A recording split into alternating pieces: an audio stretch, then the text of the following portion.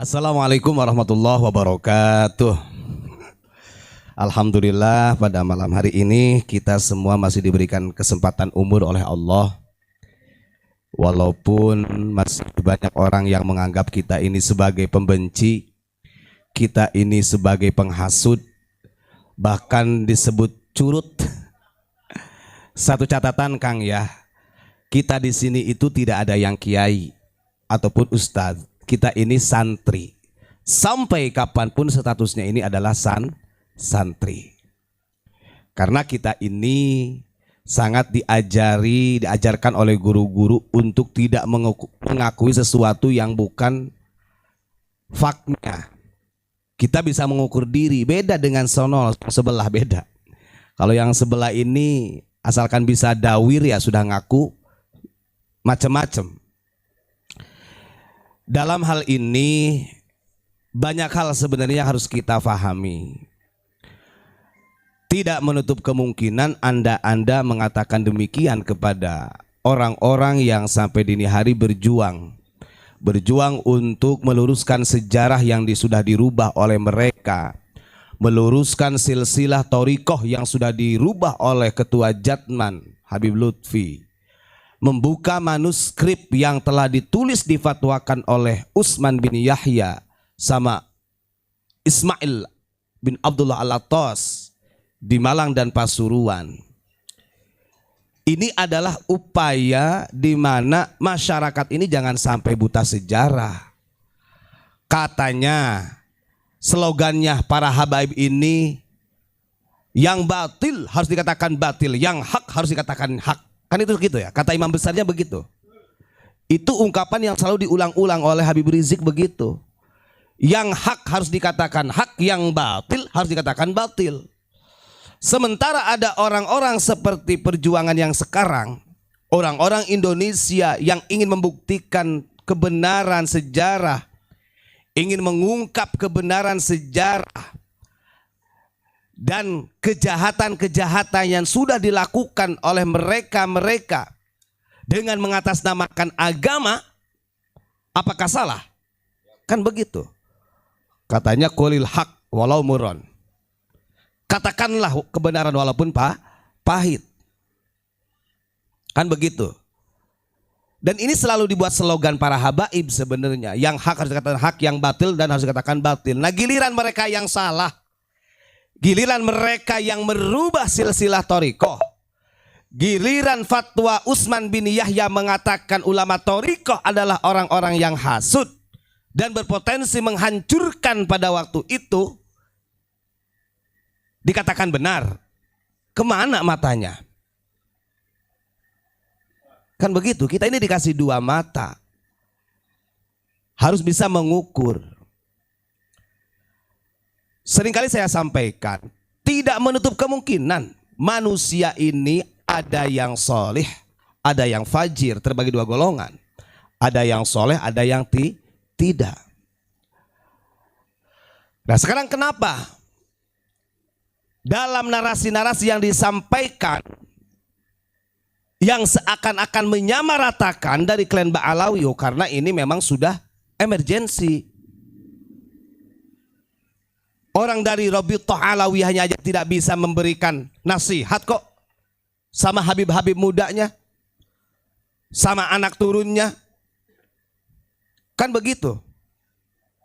Dibiarkan liar. Maka sampai kapanpun kita mau dikatakan sebagai dai dadakan lah, disebut curut, itu gak ngaruh. Kita gak ngaruh. Kita tetap lurus.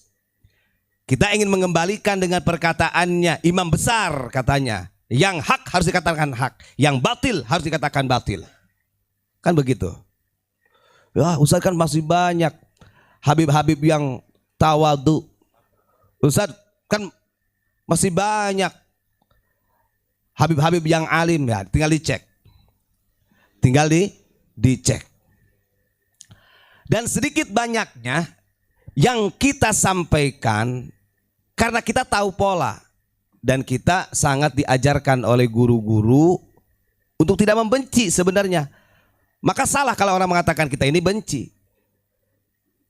Justru kita ini ingin membuka sejarah yang seutuhnya, yang ratusan tahun, puluhan tahun sudah dikubur sedemikian rupa.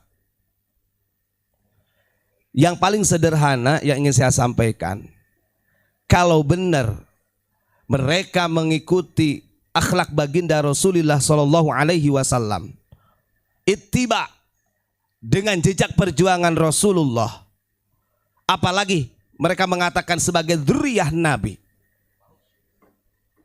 Apa Gus? Palsu. Coba buktikan. Sampai dini hari kita sampai menyampaikan dari yang paling sedikit aja lah, yang sangat sederhana. Silsilah Thariqah Syadziliyah aja. Dua ulama Nusantara yang dibinyahyakan, diberi gelar Habib oleh Habib Lutfi, sampai dini hari belum ada klarifikasi. Bahkan di buku panduannya masih tetap.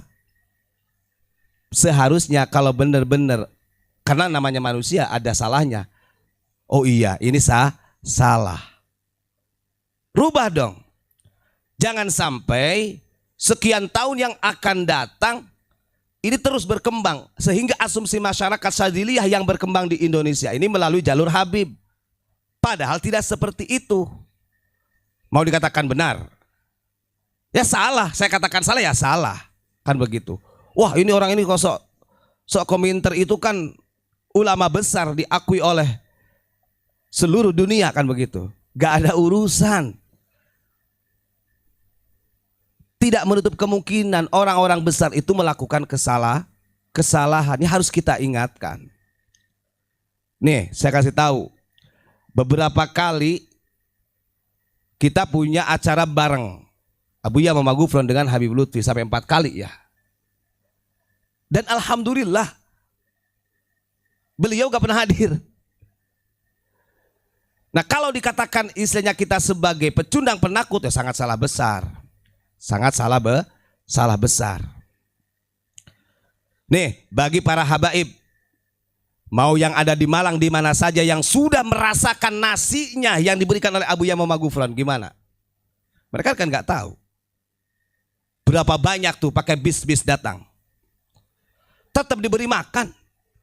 Tetap diberi amplop oleh Abuya Muhammad Gufron. Itu bentuk cinta kasih sayang. Kalau benci, sudah diusir, ngapain loh? Kamu ini bukan bagian dari kami. Kan tidak. Sampai kenapa saya sampai katakan kemarin, di Ampel itu banyak orang Arab. Sebagian kecilnya, sebagian besarnya tetap ada yang kebagian tuh. Karena Abuya Muhammad Gufron ini punya tradisi kebiasaan membagikan beras di beberapa daerah, dan itu menjadi istiqomah beliau yang tidak pernah dipublikasikan, jarang sekali dipublikasikan. Artinya sangat jauh kalau dikatakan kita ini iri dengki, dikatakan sebagai pembenci. Ingat, yang paling fundamental sampai dini hari belum terlepas dari karakter mereka adalah al-fakhru bil ahsab wa ta'nu bil ansab. Nah, itu adalah mindal jahiliyah. Kan begitu. Masih membanggakan nasabnya, masih menganggap remeh kepada nasab orang lain sampai dini hari loh. Belum berubah. Kan begitu. Nah, itu salah satu alasan. Makanya monggo para netizen dimanapun berada tetap semangat untuk menyadarkan mereka-mereka.